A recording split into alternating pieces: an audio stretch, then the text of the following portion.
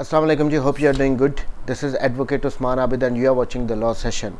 Today we will do Order 8 CPC syllabus we are doing for the LawGat, and today we will do Order 8. Order 8 is about written statement and set off. What is set off, we will see that one afterwards, but Rule 1, written statement. The defendant may, and if so required by the court, shall at or before the first hearing or within such time as the court may permit present a written statement of his defense. यानी जो defendant ने अपना defence पेश करना होता है court में, वो उसने रिटन स्टेटमेंट की सूरत में देना होता है अपना जवाब दावा कोर्ट में। एक तो प्लेंटिफ जमा करवाता है कोर्ट में, दूसरा उसका जो जवाब देता है डिफेंडेंट, उसको रिटन स्टेटमेंट कहते हैं, जवाब दावा कहते हैं। Provided that the period allowed for filing the written statement shall not ordinarily exceed 30 days. जो डिफेंडेंट ने अपना रिटन स्टेटमेंट जमा करवाना होता है कोर्ट में, वो विद इन 30 डेज उसने करवाना होता है। ये हमने याद रखना है। ये क्वेश्चन वो पूछ सकता है इस ऑर्डर में से कि कितने दिनों के अंदर अंदर रिटन स्टेटमेंट जमा करवाया जा सकता है। So within 30 days and with such written statement, or if there is no written statement at the first hearing, shall produce in court all documents in his possession or power on which he bases his defense or any claim for set off। जो उसने defendant ने अपना written statement court में present करना है with in 30 days, उसके साथ साथ उसने वो डॉक्यूमेंट्स भी सारे अनेक्स करने हैं जो उसके पोजेशन में हैं, वो सारे के सारे उसने रिटन स्टेटमेंट के साथ अपने जवाब दावे के साथ अनेक्स करने हैं। ये रूल 1 में कह दिया गया है। अब इसका सब रूल 2 जो है, where he relies on any other documents as evidence in support of his defense or claim for set off, he shall enter such documents in a list to be added or annexed to the written statement, or where there is no written statement to be presented at the first hearing, if no such list is so annexed or presented, the defendant shall be allowed for further period of 10 days to file this list of documents। अब जब written statement defendant अपनी जमा करवाता है court में, उसके साथ उसने डॉक्यूमेंट्स अनेक्स करने होते हैं। उसके साथ साथ सब रूल 2 में ये बता दिया गया कि जिन डॉक्यूमेंट्स पे डिफेंडेंट रिलाई करता है उनकी लिस्ट भी उसने साथ लगानी होती है, और ये लिस्ट अगर तो उसने नहीं साथ लगाई तो कोर्ट इसके लिए 10 डेज़ का टाइम दे सकती है कि आप ये लिस्ट साथ अनेक्स करो। जिन डॉक्यूमेंट्स जो आपके पहले तो जो पोजेशन में है वो तो ऑब्वियसली उसने प्रेजेंट करने, जो उसके पोजेशन में नहीं है सब रूल 2 में कह दिया गया, वो एक लिस्ट बना के दे देगा कि जी, या कोई भी और ऐसे डॉक्यूमेंट्स हैं जो उसके पोजेशन में नहीं है, वो उनकी लिस्ट बनाएगा और कोर्ट में अपने रिटन स्टेटमेंट के साथ पेश कर देगा, प्रेजेंट करेगा। बट अगर उसने ये लिस्ट नहीं लगाई जिसमें उसने उन डॉक्यूमेंट्स को मेंशन करना है जिन पे वो रिलाई करेगा, जिन पे उनका डिफेंस रिलाई कर रहा है, तो इस सूरत में कोर्ट उसको 10 डेज़ का टाइम दे सकती है कि आप अपनी ये लिस्ट जमा करवाओ कोर्ट में। सब rule 3, a document which ought to be entered in the list referred to in subclause 2 but which has not been so entered shall not without the leave of the court be received in evidence on the defendant's behalf at the hearing of the suit। अब सब rule 3 में ये कह दिया गया है कि जो ये लिस्ट देनी है ये बहुत ज़रूरी होती है। जिन डॉक्यूमेंट्स पे आप रिलाई करते हो आपने उसकी लिस्ट देनी होती है, आपने वो सारे डॉक्यूमेंट्स उसमें लिखने होते हैं, वो आपके पोजेशन में हैं या नहीं हैं, रिगार्डलेस आपने मेंशन ज़रूर करना है। क्योंकि अगर तो आपने कोई डॉक्यूमेंट मेंशन नहीं किया इस लिस्ट में तो एविडेंस के दौरान आप उसको पेश नहीं कर सकेंगे।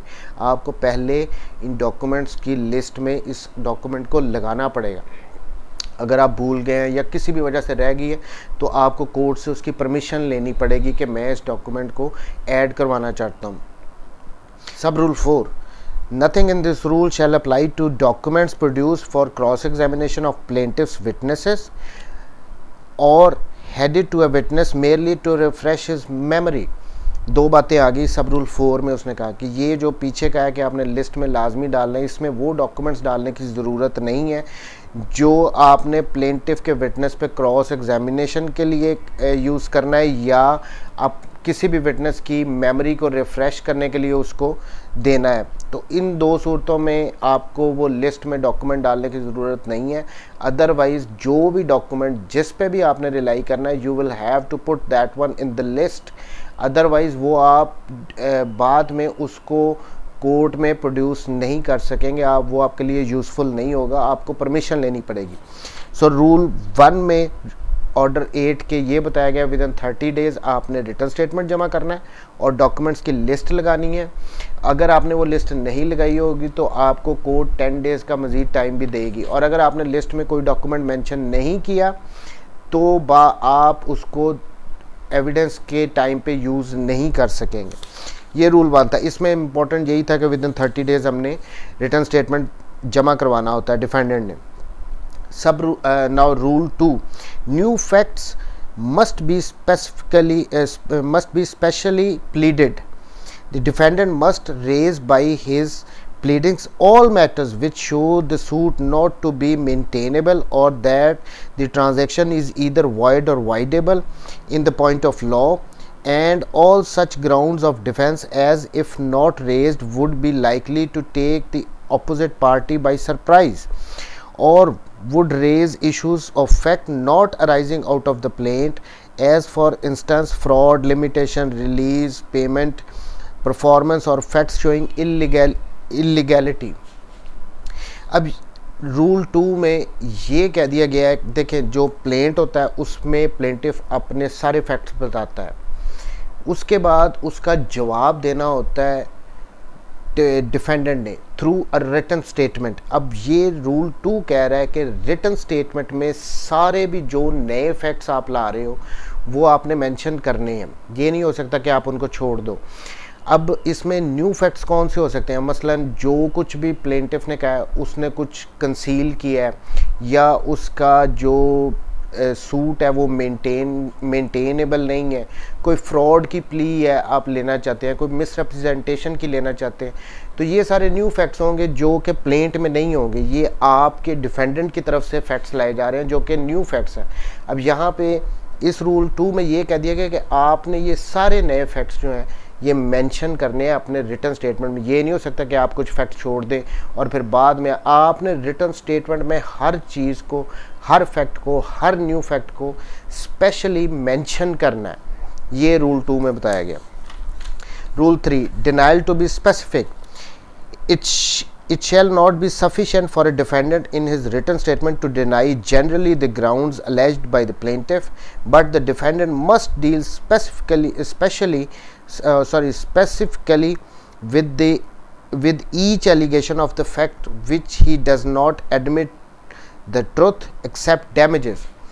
अब रूल 3 में ये कह दिया है कि आपने जो अपना रिटन स्टेटमेंट देना है ना, उसमें जो कुछ भी एलिगेशंस या फैक्ट्स प्लेंटिफ्स की तरफ से अपने प्लेंट में लिखे गए हैं, आपने जनरल सा उनका डिनाइल नहीं कर देना कि उसने, मैं जी इसके सारे बातों को नहीं मानता हूँ, ऐसे नहीं होता। आपने इस रूल 3 में ये कहा गया है कि आपने हर एलिगेशन को, हर फैक्ट को डिनाई करना है। ये नहीं, जनरल सा नहीं कर देना कि इसने झूठा दावा ले दिया है, मैं इसके ये ऐसा कुछ भी नहीं हुआ। जो जो फैक्ट उसने लिखे हैं, जो जो एलिगेशंस उसने लगाए हैं, आपने उन सब को डिनाई करना है। अगर आपने एडमिट करना है तो फिर तो बात ही ख़त्म होगी, फिर तो उसका प्लेंट सूट डिक्री होगा। ऑब्वियसली डिफेंडेंट ने उनको डिनाई करना है, तो हर फैक्ट को, हर एलिगेशन को डिनाई करना है, हर एक को एड्रेस करना है। अब रूल 4 जो है वो हम बाद में करते हैं, रूल 5 पे आ जाते हैं, क्योंकि वो 3 की ही अगला इसी से रिलेटेड है, इसी को आगे फर्दर एक्सप्लेन कर रहा है। Specific denial, every allegation of fact in the plaint if not denied specifically। अब 3 में उसने कहा था कि हर फैक्ट को, हर एलिगेशन को आपने स्पेसिफिकली डिनाई करना है अपने रिटन स्टेटमेंट में। 5 में क्या कह रहा है? Every allegation of fact in the plaint if not denied specifically और by necessary implication or stated to be not admitted in the pleadings of the defendant shall be taken to be admitted except as against a person under disability। इसमें सादा लफ्ज़ों में अगर simple words में हम करें तो ये कहा गया है कि जो फैक्ट्स 3 में कह दिया कि हर फैक्ट को, हर एलिगेशन को डिनाई करना है। यहाँ पे उसने कह दिया कि अगर आपने किसी फैक्ट को डिनाई नहीं किया, ना उसको एडमिट किया, तो कोर्ट उसको ये मान के चलेगी कि आपने इसको एडमिट कर लिया। इसीलिए 3 में कहा गया था कि जितने भी फैक्ट्स हैं उनको आपने डिनाई करना है। अगर आप डिनाई उनमें से किसी फैक्ट को डिनाई नहीं करते, किसी एलिगेशन को ना डिनाई करते हैं ना एडमिट करते हैं, तो वो माना जाएगा, कोर्ट ये मान के चलेगी कि आपने उसको एडमिट कर लिया। सो 3 और 5 रिलेटेड है। अब आ जाते हैं रूल 4 पे, इवेसिव डिनाइल। अब इवेसिव डिनाइल का मतलब ये है कि जो भी आपने फैक्ट को या एलिगेशन को आप डिनाई कर रहे हो उसको क्लियर कट वर्ड्स में करना है। ये नहीं हो सकता कि आप एम्बिगस कोई मुबहम सा उसको डिनाई करें। कैसे? Where the defendant denies an allegation of fact in plaint, he must not do so evasively। अब इसको एक एग्जांपल से समझाता हूँ। फॉर इंस्टेंस ए ने बी पे सूट किया है कि सूट फाइल कर दिया कि हमारे दरमियान कॉन्ट्रैक्ट हुआ था, मैंने इसको इतने पैसे पे कर दिए और उसके बदले में मैंने इसका घर ख़रीदना था, और मैंने इसको जो पैसे दिए हैं वो शाम को 5 बजे किसी उसके ऑफिस में जाके दिए हैं। तो अगर तो अब इसमें अगर तो बी उसको डिनाई करता है, ऐसे करता है, वो कहता है कि जी अपने रिटर्न स्टेटमेंट में इस फैक्ट को ऐसे डिनाई करता है कि मैंने शाम को 5 बजे अपने ऑफिस में ए से पैसे नहीं लिए। अब इसका मतलब फिर ये आ जाएगा कि ठीक है, आपने शाम को 5 बजे इस डेट पे उसके ऑफिस में, अपने ऑफिस में पैसे नहीं लिए, लेकिन आपने हो सकता है 4 बजे लिए हों, 3 बजे लिए हों, अपने ऑफिस में ना लिए हों, उसके ऑफिस में ना लिए हों, उसके ऑफिस में जाके लिए हों।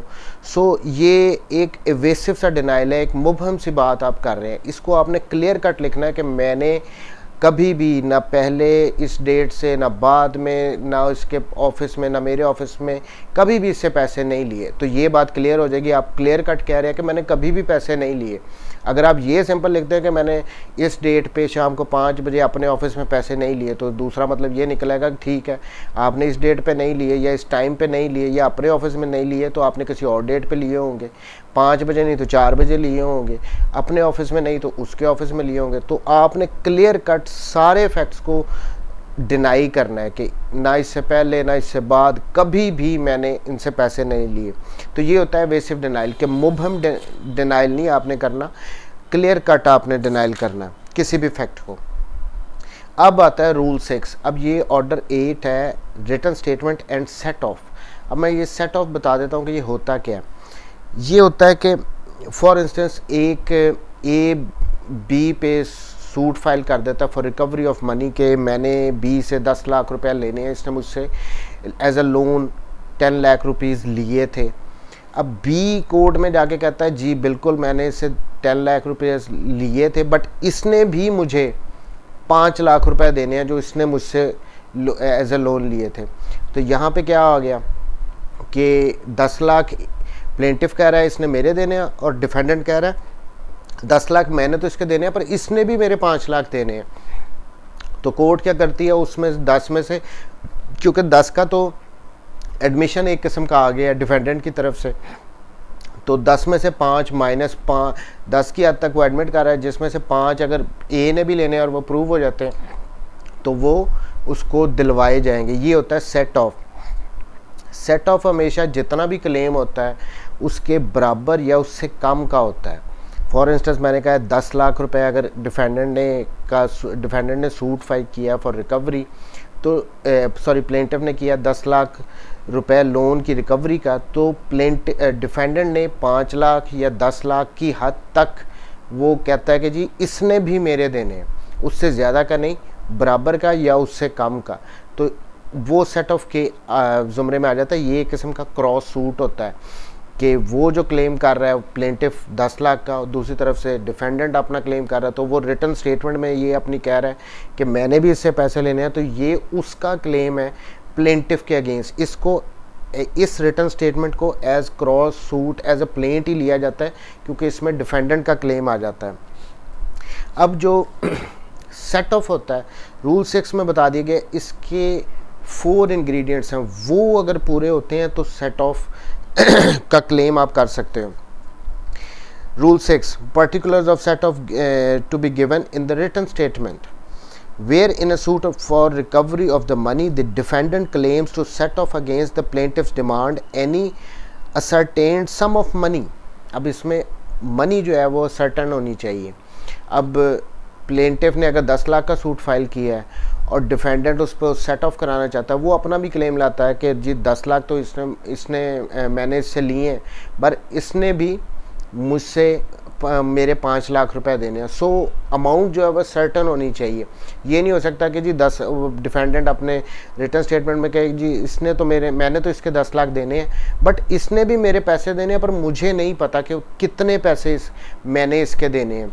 सो अमाउंट जो है वो हमेशा सर्टेन होने चाहिए। प्लेंटिफ का 10 लाख का है सूट, अगर उसने फाइल किया, अगर प्लेंट में 10 लाख का उसने क्लेम किया तो डिफेंडेंट या 5 लाख का करे, 6 लाख का करे, 7 लाख का करे, अप टू 10 लैक्स, उतने तक स्पेसिफिक अमाउंट उसने बतानी है। पहली बात तो ये legally recoverable by him from the plaintiff. दूसरा, ये जो डिफेंडेंट क्लेम कर रहा है कि मैंने भी इससे पैसे लेने हैं, मैंने इसे फॉर इंस्टेंस हमारी एग्जांपल जो चल रही है 10 लाख का उसका क्लेम है प्लेंटिफ का, और 5 लाख का काउंटर क्लेम जो आ रहा है, जो सेट ऑफ करवाना चाह रहा है डिफेंडेंट, वो कह रहा है मैं 5 लाख का करवाना है, वो लीगली रिकवरेबल होने चाहिए। अब इसमें लीगली रिकवरेबल का मतलब ये है कि 10 लाख का उसका है और 5 लाख, लेकिन जो डिफेंडेंट कह रहा है 5 लाख का, फॉर इंस्टेंस अगर वो सूट फॉर रिकवरी करे, अपना डिफेंडेंट अगर फाइल करे, तो वो टाइम बार्ड नहीं होना चाहिए। फॉर इंस्टेंस वो कहे कि मैंने 15 साल पहले इसने मुझसे 5 लाख, इसने भी मेरे 15 साल पहले इसने मुझसे 5 लाख लिए थे जो अभी तक नहीं दिए। सो नहीं, वो फिर लीगली वो टाइम बार्ड उसका क्लेम हो जाएगा। सो फॉर इंस्टेंस अगर सूट फॉर रिकवरी ऑफ का अगर टाइम पीरियड 6 ईयर्स है तो 6 साल के अंदर अंदर तक का क्लेम होगा तो ठीक है, वो लीगली रिकवरेबल होगा उससे। बट अगर उससे पुराना चला जाएगा तो वो रिकवर नहीं हो सकता। तो लीगली रिकवरेबल का मतलब ये आ जाता है कि उसका क्लेम लीगल होना चाहिए, विद इन टाइम होना चाहिए, वो पिछले को 10-15 साल पुराना ना निकाल के ले आए कि अगर उसका वो सूट फाइल करे तो वो सूट उसका टाइम बार्ड हो जाना था, वो मेंटेनेबल नहीं रहना था। दूसरी बात, जो कोर्ट डिसाइड करेगी जिसमें वो अपना रिटर्न स्टेटमेंट जमा करवा रहा है, जिसमें वो क्लेम कर रहा है कि मैंने भी प्लेंटिफ से पैसे लेने हैं, वो कोर्ट की पिक्यूनरी जुरिस्डिक्शन होनी चाहिए उस मैटर को डिसाइड करने के लिए, सेट ऑफ को करने के लिए।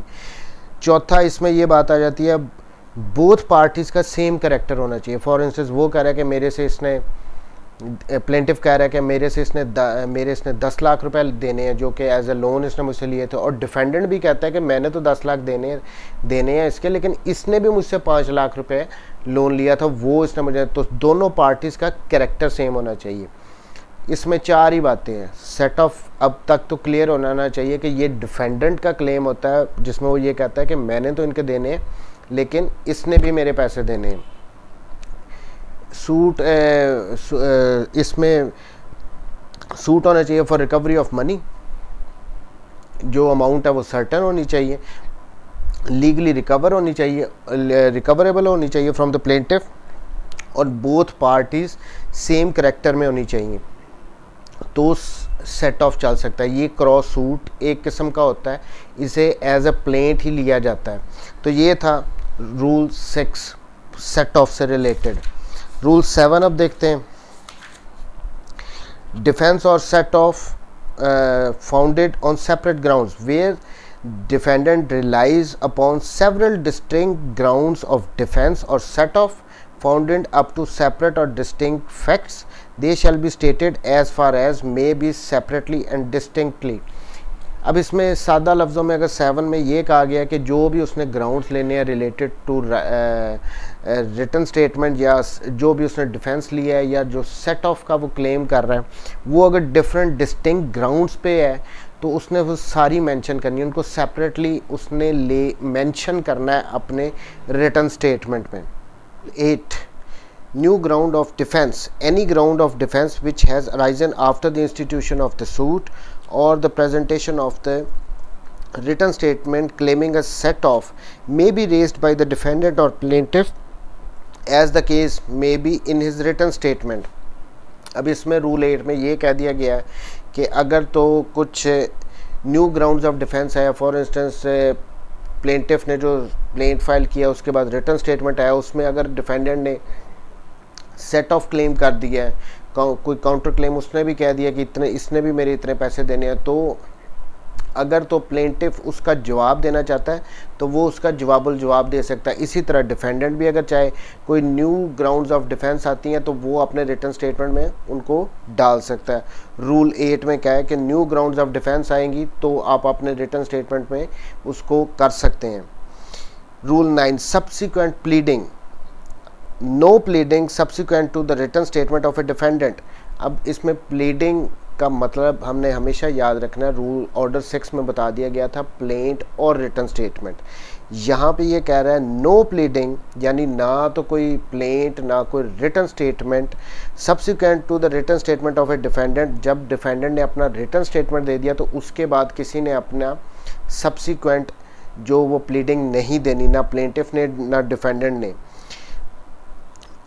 Other than by way of defense to a set off shall be presented except by the leave of the court and upon such terms as the court thinks fit, but the court may at any time require a written statement or an additional written statement from any of the parties and fix a time for presenting the same. अब इसमें ये कह दिया गया rule 9 में पहला जो general rule ये बता दिया गया कि जब रिटर्न स्टेटमेंट आ जाएगा डिफेंडेंट का उसके बाद कोई सब्सिक्वेंट प्लीडिंग नहीं होगी, ना तो प्लेंटिफ कोई प्लीडिंग देगा यानी वो कोई प्लेंट नहीं देगा, ना ही डिफेंडेंट उसके बाद कोई अपनी प्लीडिंग रिटर्न स्टेटमेंट एक दफ़ा आ गया बस उसके बाद बात ख़त्म, ये जनरल रूल आ गया। बट अगर कोर्ट को ये लगता है कि कुछ ऐसे फैक्ट्स आ गए हैं जिनको या तो प्लेंटिफ को उनका जवाब देना चाहिए या डिफेंडेंट को देना चाहिए, तो कोर्ट उनको इजाज़त दे सकती है कि या और एक टाइम फिक्स कर सकती है कि इस टाइम के अंदर आप अपना जो रिटर्न स्टेटमेंट दें या एडिशनल रिटर्न स्टेटमेंट कोर्ट में जमा करवाएं, प्लेंटिफ को भी और डिफेंडेंट को भी। अगर कोर्ट को लगता है कि दोनों में से किसी को इसका जवाब इन फैक्ट्स का जवाब देना चाहिए तो कोर्ट भी उनको कह सकती है कि आप विद इन दिस टाइम अपना रिटर्न स्टेटमेंट या additional return statement after pleadings आप रिटर्न स्टेटमेंट के आने के बाद भी जमा करवाएं। तो ये रूल 9 इंपॉर्टेंट था। सब्सिक्वेंट प्लीडिंग जनरल रूल नहीं आना रिटर्न स्टेटमेंट के बाद कोई भी प्लीडिंग, बट अगर कोर्ट को लगे तो वो कह सकती है। Rule 10 procedure when party fails to present written statement called for by the court. When any party from whom a written statement is so required fails to present the same within the time fixed by the court may pronounce judgment against him or make such orders.